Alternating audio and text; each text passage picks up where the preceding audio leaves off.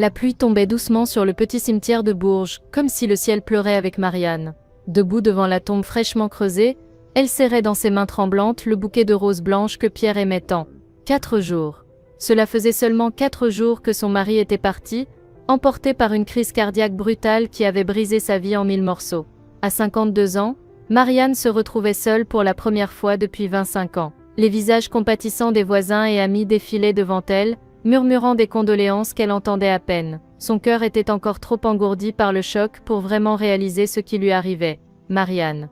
La voix froide et coupante la fit sursauter. Madame Rousseau, sa belle-mère, se tenait derrière elle, vêtue d'un manteau noir impeccable. Même dans un cimetière, cette femme de 78 ans dégageait une autorité glaciale qui avait toujours intimidé Marianne.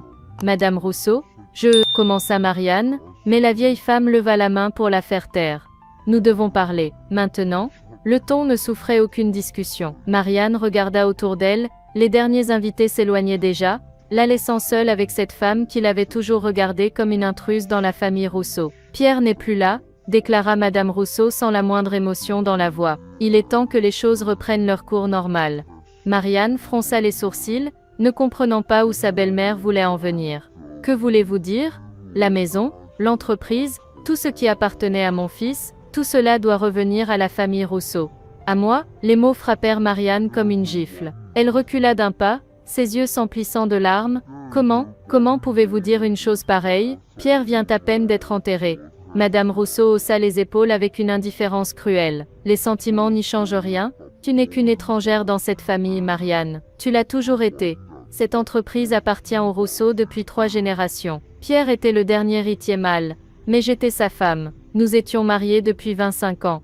Un sourire mauvais étira les lèvres de Madame Rousseau. Justement, parlons-en de ce mariage. Elle sortit de son sac à main une enveloppe Kraft qu'elle tendit à Marianne d'un geste sec. Tu trouveras là-dedans des documents très intéressants. Il semblerait que Pierre était encore légalement marié à son ex-femme quand il t'a épousée. Votre union n'a jamais été valide. Marianne sentit le sol se dérober sous ses pieds. Elle ouvrit l'enveloppe d'une main tremblante et parcourut rapidement les papiers. Des actes de mariage, des certificats, des dates, tout semblait officiel, mais quelque chose clochait. C'est impossible, Pierre était divorcé depuis des années quand nous nous sommes mariés, les documents ne mentent pas, coupa Madame Rousseau. Tu n'as jamais été vraiment mariée à mon fils. Emma n'est qu'une enfant illégitime. Vous n'avez aucun droit sur l'héritage. Le nom de sa fille fit réagir Marianne comme un électrochoc. Emma, sa petite Emma qui vivait à Lyon, et avec qui elle ne s'était pas parlé depuis 2 ans à cause d'une dispute stupide. Je ne comprends pas, Pierre m'aurait dit, Pierre t'a menti, ou peut-être l'ignorait-il lui-même. Peu importe. Madame Rousseau referma son sac d'un claquement sec. Tu as 48 heures pour quitter la maison et me transférer l'entreprise. Sinon je porte cette affaire devant le tribunal, et toute la ville saura que tu as vécu dans le péché pendant 25 ans. Marianne chancela, s'appuyant sur une pierre tombale pour ne pas tomber. Autour d'elle, le cimetière semblait tourner. Vous ne pouvez pas faire ça, je peux et je le ferai. Les yeux de Madame Rousseau brillaient d'une satisfaction cruelle. 48 heures, Marianne. Pas une minute de plus. Sur ces mots, elle tourna les talons et s'éloigna d'un pas ferme, laissant Marianne seule au milieu des tombes, tenant entre ses mains des papiers qui détruisaient toute sa vie. Les larmes coulaient maintenant librement sur ses joues. Pierre, son Pierre bien-aimé, lui aurait-il vraiment menti pendant toutes ces années? Et Emma, que penserait sa fille en apprenant qu'elle était considérée comme une enfant illégitime? D'une main tremblante, Marianne sortit son téléphone portable. Elle devait appeler Emma, malgré leur fâcherie, malgré les mots durs qu'elle s'était échangés il y a 2 ans. C'était sa fille, la seule famille qui lui restait désormais. Le téléphone sonna dans le vide, et Marianne se demanda si Emma accepterait seulement de lui parler. Marianne était rentrée chez elle dans un état second. Les documents de Madame Rousseau serrés contre sa poitrine, comme une bombe à retardement. La maison lui semblait étrangement silencieuse sans Pierre. Chaque objet, chaque photo sur les murs lui rappelait leur vie commune. Cette vie qui, selon sa belle-mère, n'avait jamais existé légalement. Elle s'effondra sur le canapé du salon, celui que Pierre et elle avaient choisi ensemble il y a 10 ans. Ses mains tremblaient encore quand elle étala les documents sur la table basse. Les pages jaunies portaient des tampons officiels, des signatures, des dates précises. Tout semblait authentique, et pourtant, le téléphone sonna soudain, la faisant sursauter. Elle regarda l'écran, numéro inconnu. Hésitante, elle décrocha. « Allô, Marianne ?» La voix d'Emma résonna dans le combiné, hésitante et surprise. C'est moi. J'ai vu que tu avais essayé de m'appeler. Les larmes montèrent immédiatement aux yeux de Marianne. Entendre la voix de sa fille après 2 années de silence lui faisait un bien immense et un mal terrible à la fois. Emma, ma chérie, Pierre est mort. En long silence, s'installa à l'autre bout de la ligne. Marianne imagina sa fille, là-bas à Lyon, encaissant le choc.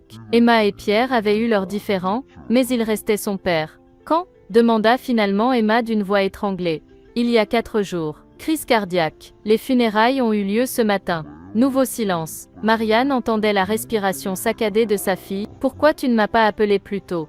J'avais peur que tu ne décroches pas. Après notre dispute, maman, coupa Emma doucement, peu importe nos problèmes. J'aurais voulu être là. Cette phrase simple brisa le cœur de Marianne. Elles avaient perdu tant de temps à cause de cette querelle stupide sur l'attitude distante de Pierre envers la famille. Emma, j'ai besoin de toi. Ta grand-mère, elle veut tout prendre. La maison, l'entreprise, tout. Grand-mère Rousseau, mais elle n'a aucun droit, elle prétend que mon mariage avec ton père n'était pas valide. Elle a des documents qui… Marianne s'interrompit, regardant les papiers étalés devant elle. Comment expliquer à sa fille qu'elle pourrait être considérée comme illégitime ? Quels documents ? Insista Emma. Elle dit que Pierre était encore marié à son ex-femme quand nous nous sommes mariés, que notre union n'a jamais été légale. Un rire amer échappa à Emma. Cette vieille sorcière. Maman, c'est n'importe quoi. Papa était divorcé depuis des années avant de te rencontrer. Je me souviens même qu'il m'avait montré les papiers de divorce quand j'étais petite. Mais ces documents ont l'air si officiels, les faux documents aussi peuvent avoir l'air officiels, maman. Crois-moi, il y avait quelque chose dans la voix d'Emma, une assurance nouvelle que Marianne ne lui connaissait pas. Sa fille semblait différente, plus mature, plus sûre d'elle. Emma, elle m'a donné 48 heures. Elle menace de porter l'affaire devant le tribunal si je ne lui cède pas tout. Cette femme est un monstre, siffla Emma entre ses dents. Profiter de ton chagrin pour te manipuler, c'est ignoble. Marianne ferma les yeux, sentant un peu de la détermination de sa fille la gagner. Qu'est-ce que je dois faire ? D'abord, ne signe rien, absolument rien. Ensuite, tu m'attends. Je prends le premier train demain matin.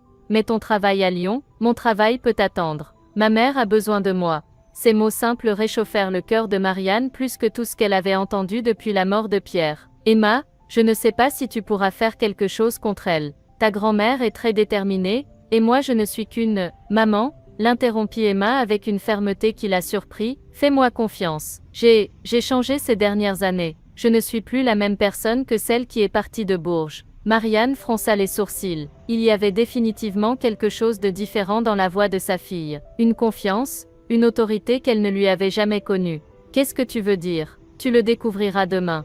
En attendant, reste forte. Et surtout, ne laisse pas cette femme te faire du chantage émotionnel. Papa t'aimait, vous étiez légalement mariés, et cette maison est autant la tienne que la sienne. Après avoir raccroché, Marianne resta un long moment immobile, le téléphone dans les mains. Pour la première fois depuis 4 jours, elle sentait une lueur d'espoir percer à travers sa douleur. Emma arrivait demain. Sa petite Emma qui avait toujours été si fragile, si sensible, mais cette voix au téléphone n'était plus celle d'une jeune femme fragile. C'était celle d'une femme déterminée, sûre d'elle. Qu'est-ce qui avait bien pu changer sa fille à ce point ? Dehors, la nuit tombait sur Bourges, et Marianne se demandait quelle surprise Emma lui réservait.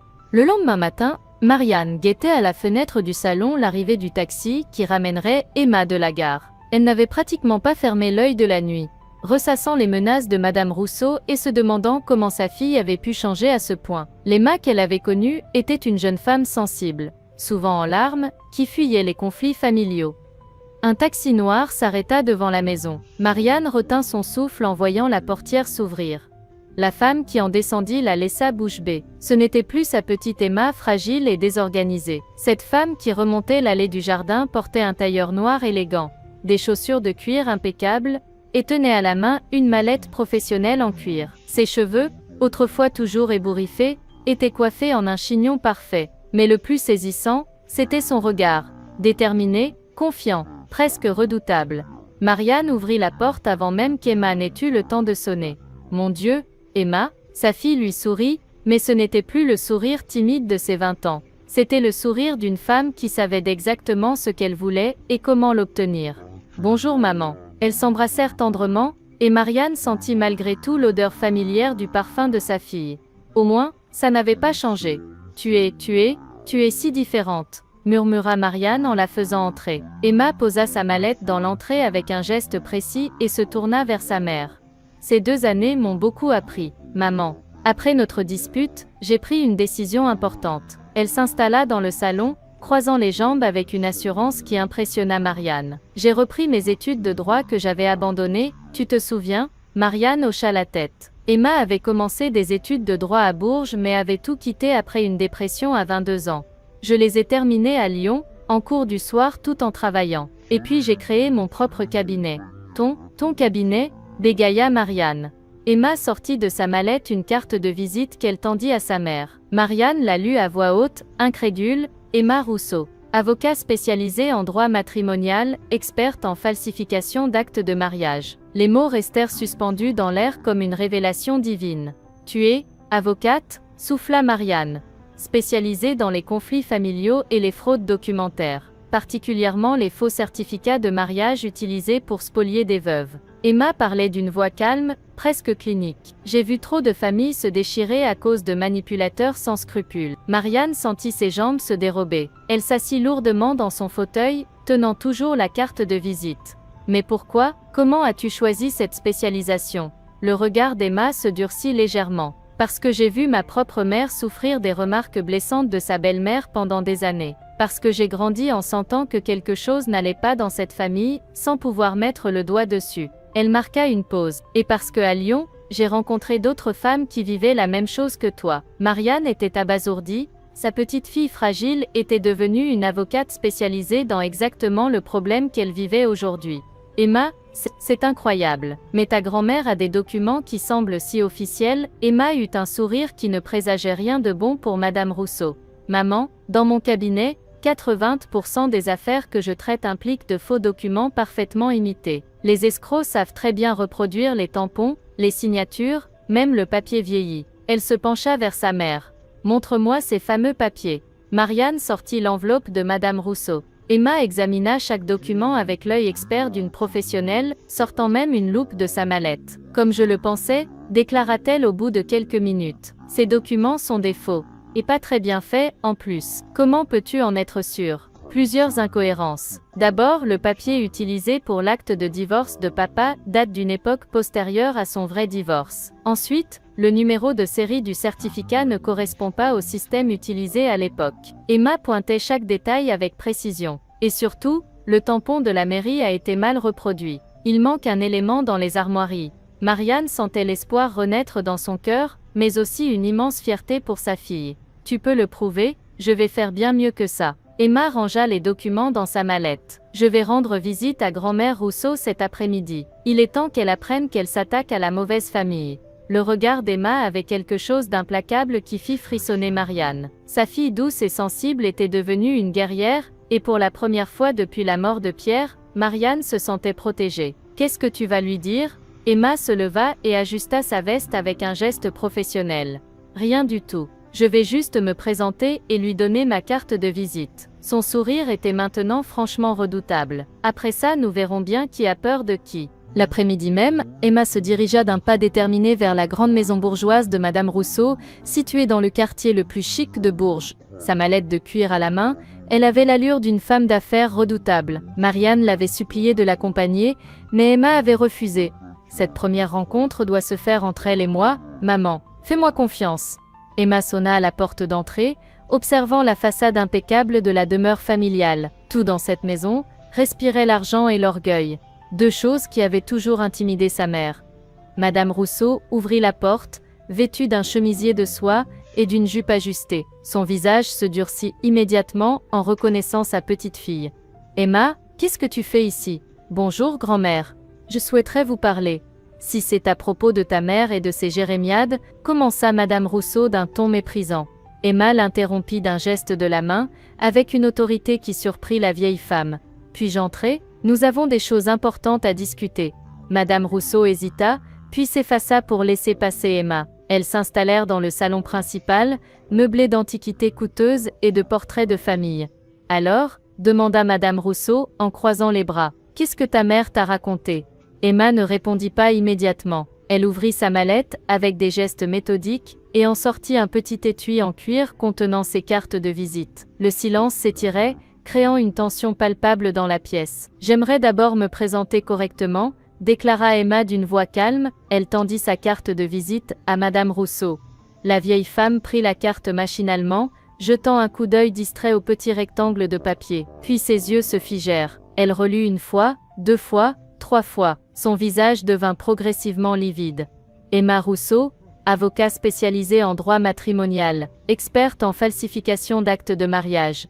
La carte trembla entre ses doigts. Madame Rousseau leva lentement les yeux vers sa petite fille, et Emma y lut quelque chose qu'elle n'avait jamais vu auparavant, de la peur pure. « Tu es avocate », balbutia Madame Rousseau, spécialisée dans les fraudes documentaires concernant les actes de mariage. « Oui. » Emma parlait d'une voix parfaitement neutre, presque clinique. « J'ai ouvert mon cabinet à Lyon il y a 18 mois. J'ai déjà traité 72 affaires similaires. » Madame Rousseau semblait pétrifiée. Elle regardait alternativement la carte et sa petite fille, comme si elle ne parvenait pas à croire ce qu'elle voyait. 72 affaires de quoi exactement? De faux documents utilisés pour spolier des veuves de leur héritage légitime. Emma marqua une pause calculée. Curieux, n'est-ce pas? C'est exactement la situation dans laquelle se trouve ma mère aujourd'hui. Le silence qui suivit était assourdissant. Madame Rousseau fixait toujours la carte, ses mains tremblant imperceptiblement. Emma observait chaque micro-expression sur le visage de sa grand-mère, analysant sa réaction avec l'œil d'une professionnelle habituée à débusquer les menteurs. « Je ne vois pas le rapport », tenta faiblement Madame Rousseau. « Vraiment ?» Emma sortit de sa mallette les documents que sa grand-mère avait remis à Marianne la veille. « Parce que ces papiers que vous avez montrés à ma mère présentent toutes les caractéristiques des faux que je combats quotidiennement. » Madame Rousseau se redressa brusquement, tentant de retrouver sa superbe. « Ces documents sont parfaitement authentiques. Comment oses-tu insinuer, grand-mère » coupa Emma d'une voix douce mais implacable. « Dans ma profession, j'ai appris à reconnaître les signes de culpabilité. Et en ce moment même, vous présentez tous ces signes. » La vieille femme se leva d'un bond, faisant tomber la carte de visite qui voltigea jusqu'au sol. « Je pense que cette conversation est terminée. » Emma se leva à son tour, ramassa calmement sa carte et la rangea dans son étui. « Très bien. Dans ce cas, je vais demander une expertise officielle de ces documents auprès du tribunal. Mon confrère Maître Durand, expert judiciaire en graphologie, sera ravi d'analyser vos preuves. Tu n'oserais pas, ni n'oserais pas ?» Emma referma sa mallette et se dirigea vers la sortie. « Bonne journée, grand-mère. Je reviendrai vous voir demain avec les résultats de l'expertise. » Elle laissa Madame Rousseau plantée au milieu de son salon luxueux, tenant dans ses mains les faux documents qui venaient de se transformer en piège mortel. Emma rentra chez sa mère, le sourire aux lèvres. Marianne l'attendait dans le salon, rongée par l'anxiété. « Alors, comment ça s'est passé ?»« Mieux que prévu, » répondit Emma en posant sa mallette. « Grand-mère a eu exactement la réaction que j'espérais en voyant ma carte de visite. »« Qu'est-ce que tu veux dire ?» Emma s'installa en face de sa mère, ses yeux brillants d'une satisfaction professionnelle. Elle a paniqué, maman. Complètement paniqué. Quand quelqu'un a une réaction aussi forte à ma spécialisation, c'est qu'il a des choses à cacher. Marianne fronça les sourcils. Mais tu lui as dit que les documents étaient faux? Pas exactement. Je l'ai laissé tirer ses propres conclusions. Emma sortit son ordinateur portable de sa mallette. Et maintenant, je vais faire ce que je fais le mieux. Enquêter. Les doigts d'Emma volaient sur le clavier avec une efficacité redoutable. Marianne la regardait, fascinée par cette version de sa fille qu'elle découvrait. J'accède aux archives numériques de l'état civil, expliqua Emma sans lever les yeux de l'écran. Tous les actes de mariage et de divorce sont maintenant informatisés, même les anciens. Au bout de quelques minutes, Emma s'arrêta net. Son visage s'illumina d'un sourire triomphant. Voilà, j'ai trouvé l'acte de divorce original de papa. Elle tourna l'écran vers sa mère. Marianne lut les informations affichées, mais ne comprenait pas vraiment leur signification. Qu'est-ce que ça prouve? Que papa était parfaitement libre quand il t'a épousée. Son divorce a été prononcé le 15 mars 1997, et votre mariage a eu lieu le 23 juin 1904, plus d'1 an d'écart. Emma pointait les dates sur l'écran. Les documents de grand-mère prétendent que le divorce n'a été finalisé qu'en octobre 1998, soit 4 mois après votre mariage. C'est un mensonge. Marianne sentit un immense soulagement l'envahir. Alors nous étions vraiment mariés? Absolument. Légalement et officiellement. Emma imprima les documents. Mais ce n'est pas tout. J'ai aussi découvert quelque chose d'intéressant sur les dates de falsification. Elle montrera un autre document à sa mère. Regarde la date de création de ces faux papiers dans le système informatique de grand-mère. Elle les a fait faire il y a seulement 6 mois. 6 mois, Marianne écarquilla les yeux. Mais pourquoi? C'est là que ça devient intéressant. Emma ferma son ordinateur. J'ai appelé mon contact au tribunal pendant que je rentrais. Papa est allé voir un notaire il y a exactement 8 mois pour refaire tous vos papiers de mariage. Refaire nos papiers? Pourquoi? Emma prit les mains de sa mère entre les siennes. Parce qu'il soupçonnait que grand-mère préparait quelque chose. Il voulait s'assurer que tous tes droits seraient protégés en cas de problème. Les larmes montèrent aux yeux de Marianne. Pierre avait donc pensé à la protéger, même après sa mort. Il savait que sa mère pourrait faire ça. Papa connaissait le caractère de grand-mère mieux que personne. Et quand elle a découvert qu'il avait refait tous les papiers officiels, elle a paniqué. C'est pour ça qu'elle a commandé ces faux documents. Emma se leva et se dirigea vers la fenêtre. Maman, il faut que tu saches quelque chose d'autre. En enquêtant sur grand-mère, j'ai découvert qu'elle avait déjà tenté ce genre de manipulation par le passé. Comment ça? Il y a 15 ans, quand tante Marguerite est devenue veuve, grand-mère a essayé de lui faire croire que son mariage avec oncle Robert n'était pas valide non plus. Même méthode, même mensonge. Marianne porta la main à sa bouche, horrifiée. Qu'est-ce qui s'est passé? Tante Marguerite a cédé. Elle a tout donné à grand-mère, et elle est partie vivre dans un petit appartement avec une pension misérable. Emma se tourna vers sa mère, les yeux brillants de colère. Grand-mère a bâti sa fortune sur le malheur des veuves de la famille. Mon Dieu, cette femme est un monstre. Exactement. Et c'est pour ça qu'elle a paniqué quand elle a vu ma carte de visite. Elle sait que j'ai les compétences pour démonter toutes ces manipulations. Emma revint s'asseoir près de sa mère.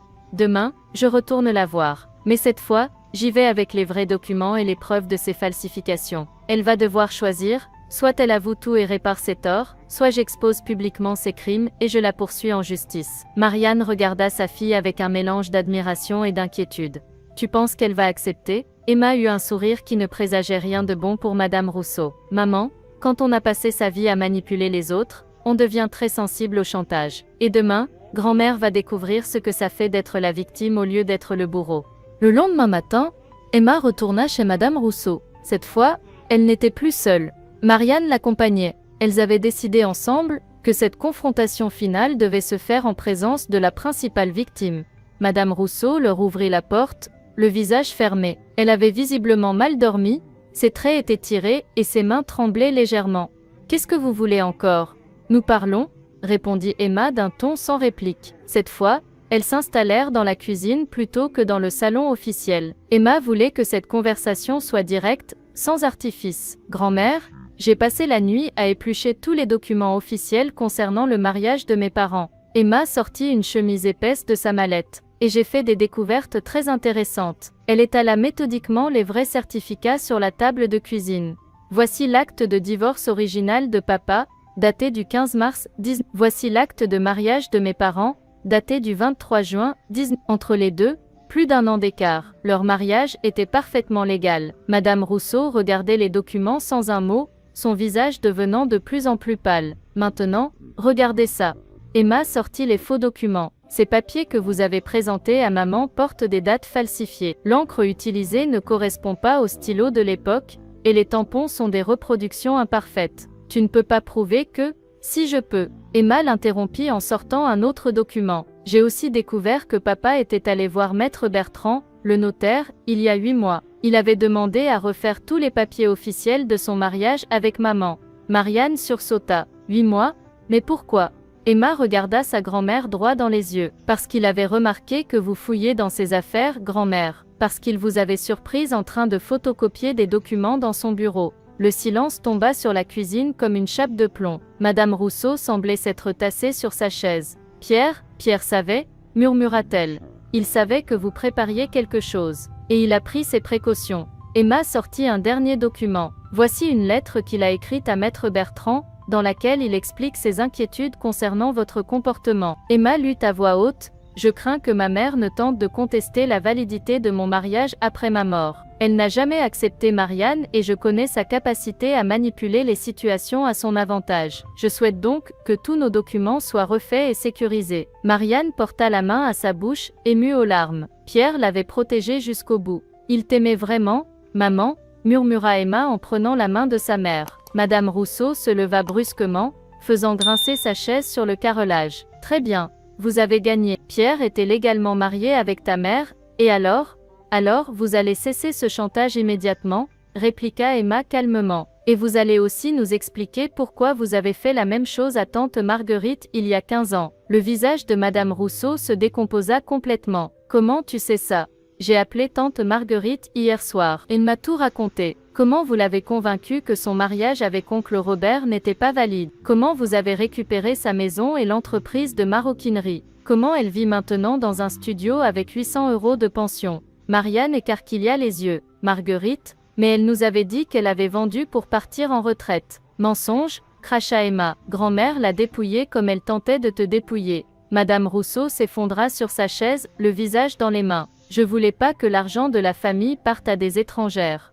Des étrangères? La voix d'Emma monta d'un ton. Maman a vécu 25 ans avec papa. Tante Marguerite était mariée avec oncle Robert depuis 30 ans. Nous sommes votre famille. Vous n'êtes pas des Rousseau de sang. Cette fortune, cette entreprise, elles appartiennent à la lignée familiale. Emma se leva, dominant sa grand-mère de toute sa hauteur. Cette conversation est terminée. Vous avez 24 heures pour signer un document reconnaissant que maman est l'héritière légitime de papa. Sinon, je porte plainte pour tentative d'escroquerie et falsification de documents. Madame Rousseau releva la tête, les yeux rougis.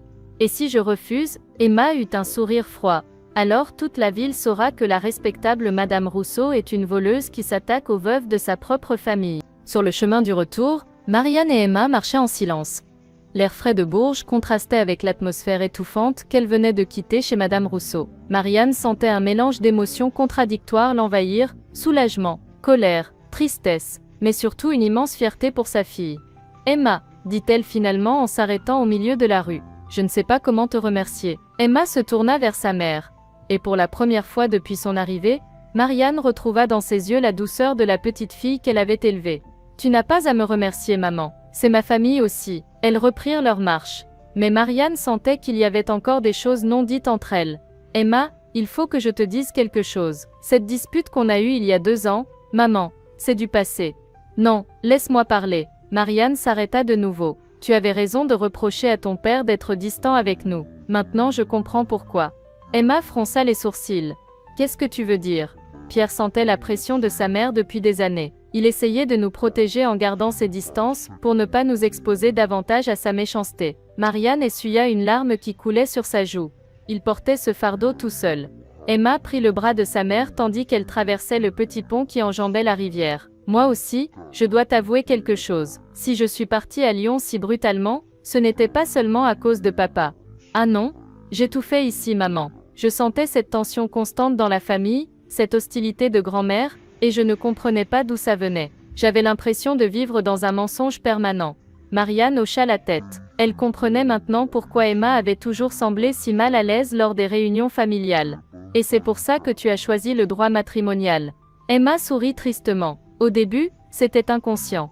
Mais quand j'ai commencé à étudier les manipulations familiales, j'ai réalisé que je décrivais exactement notre situation. C'est là que j'ai compris que quelque chose clochait vraiment. » Elles arrivèrent devant la maison familiale. Marianne observa la façade qu'elle avait cru perdre quelques jours plus tôt. Maintenant elle savait qu'elle était vraiment chez elle. « Emma, j'ai une confession à te faire. » « Laquelle? Ces dernières années j'ai souvent pensé que j'étais une mauvaise mère, que je t'avais perdue à cause de mon incapacité à gérer les tensions familiales. » Emma prit les mains de sa mère dans les siennes. « Maman, tu as été parfaite. Tu as supporté les humiliations de grand-mère pendant 25 ans sans jamais perdre ta dignité. Tu as élevé une fille qui est devenue assez forte pour te défendre. Comment est-ce que ça pourrait être de la mauvaise maternité? » Marianne sentit des larmes de bonheur couler sur ses joues. « Tu es devenue une femme extraordinaire, ma chérie.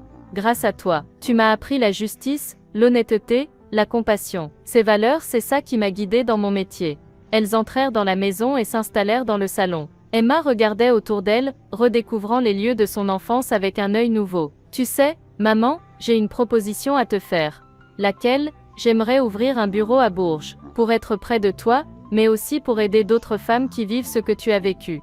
Marianne écarquilla les yeux. « Tu laisserais Lyon? » Pas complètement. Je garderai mon cabinet principal là-bas, mais j'ouvrirai une antenne ici. Il y a sûrement d'autres Madame Rousseau dans la région, et d'autres victimes qui ont besoin d'aide. L'idée que sa fille reste près d'elle remplissait Marianne d'une joie immense. Et l'entreprise de papa, qu'est-ce qu'on va en faire? Emma réfléchit un moment. Papa aimait son travail, non? Il était fier de son entreprise de menuiserie? Oh oui, c'était toute sa vie. Alors on la garde. Tu pourrais la diriger, avec mon aide pour les aspects légaux. Et qui sait, peut-être qu'un jour tu trouveras quelqu'un qui partagera cette passion avec toi. Marianne rougit légèrement. Emma, je viens de perdre ton père. Je sais, maman.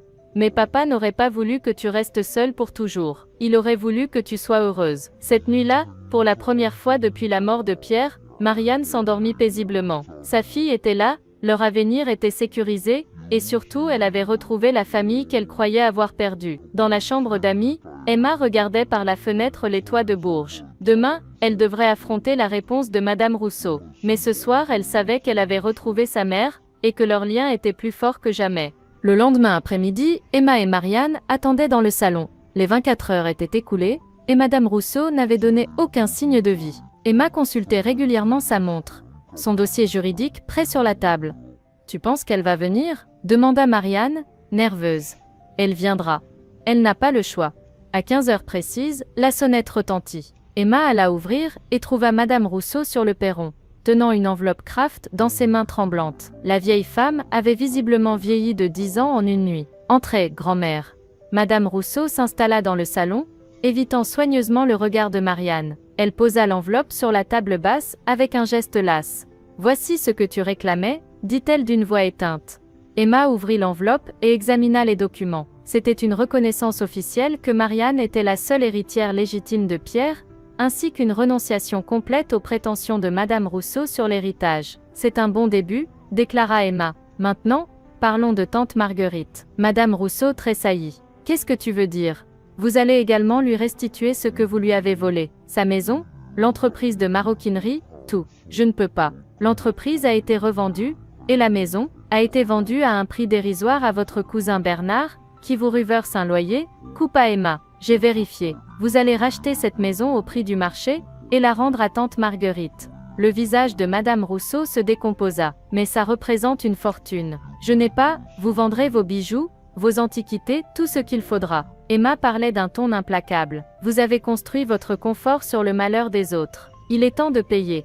Marianne observait sa belle-mère avec un mélange de pitié et de satisfaction. Cette femme qui l'avait terrorisée quelques jours plus tôt, n'était plus qu'une vieille dame brisée par ses propres crimes. Et où je vais vivre, moi? Gémit Madame Rousseau. Emma sortit un autre document de son dossier. J'ai trouvé une solution équitable. Il y a une petite maison de retraite, très correcte à quelques kilomètres d'ici. Vous y aurez une chambre confortable et tous les soins nécessaires. Les frais seront prélevés sur ce qui restera de votre patrimoine après les restitutions. Une maison de retraite? Madame Rousseau semblait horrifiée. C'est ça ou la prison pour escroquerie en bande organisée. À votre âge, je doute que vous supportiez l'incarcération. Un long silence s'installa dans la pièce. Madame Rousseau regardait ses mains, réalisant sans doute que son règne de terreur était terminé. « J'accepte, » murmura-t-elle finalement. Emma sortit immédiatement un contrat déjà rédigé. « Parfait.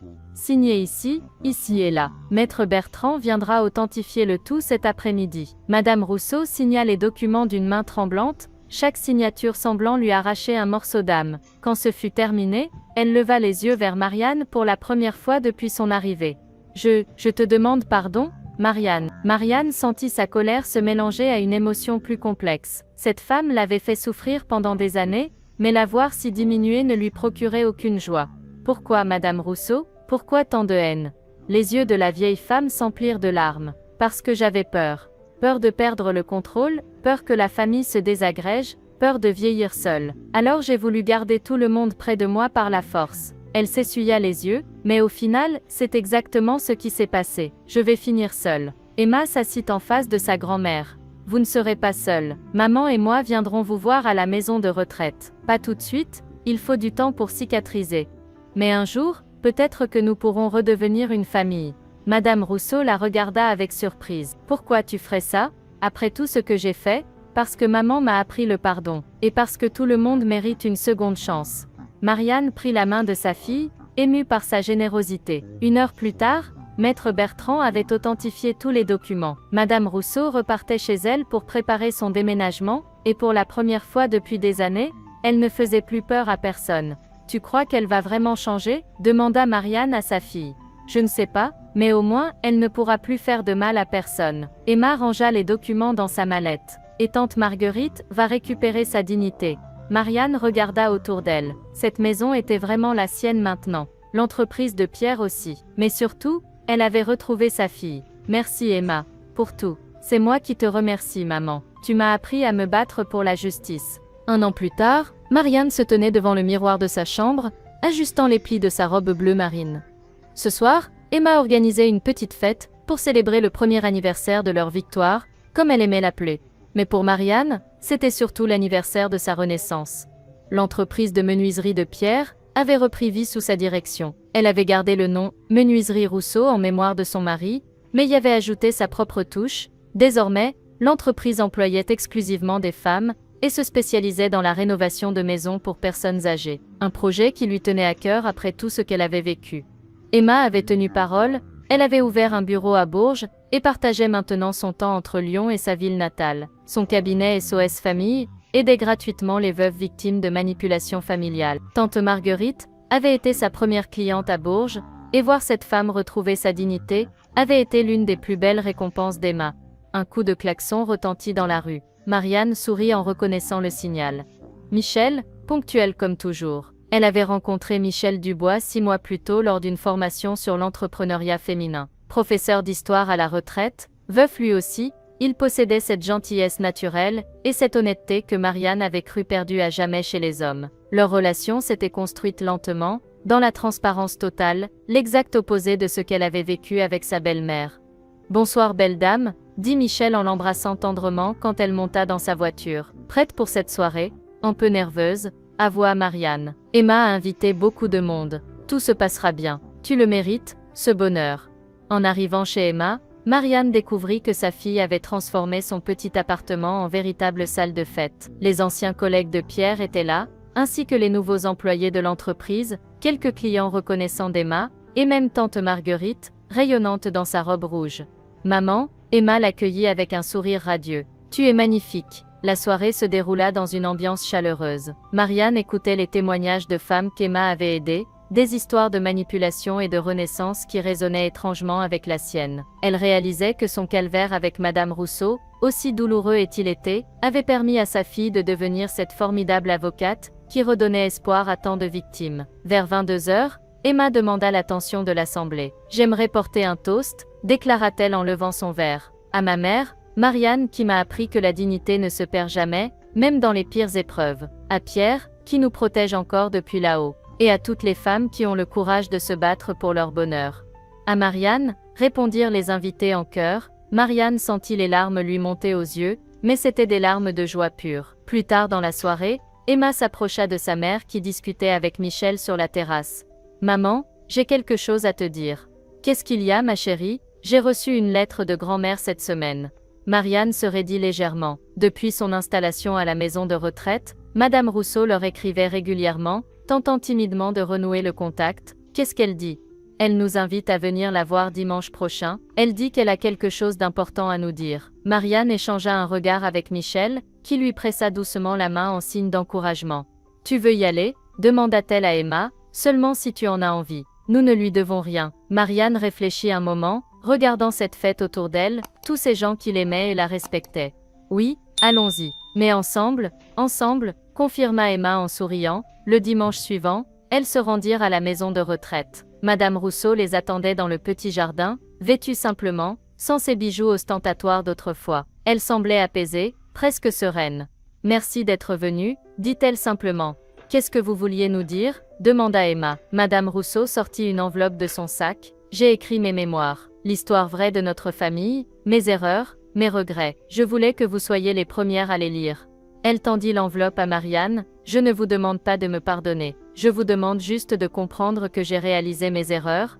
et que je suis fière de ce que vous êtes devenues toutes les deux. » En rentrant chez elle ce soir-là, Marianne s'installa dans son salon avec les mémoires de sa belle-mère. Michel lui avait préparé une tisane, et s'était discrètement retiré pour la laisser lire tranquillement. Les pages racontaient l'histoire d'une femme qui avait grandi dans la peur de manquer, qui avait confondu amour et possession, contrôle et protection. Une femme qui reconnaissait enfin que ses petites filles, car c'est ainsi qu'elle appelait maintenant Marianne et Emma, étaient devenues bien plus fortes et dignes qu'elles ne l'avaient jamais été. Cette nuit-là, Marianne s'endormit paisiblement, la main dans celle de Michel, sachant qu'elle avait enfin trouvé sa place dans le monde.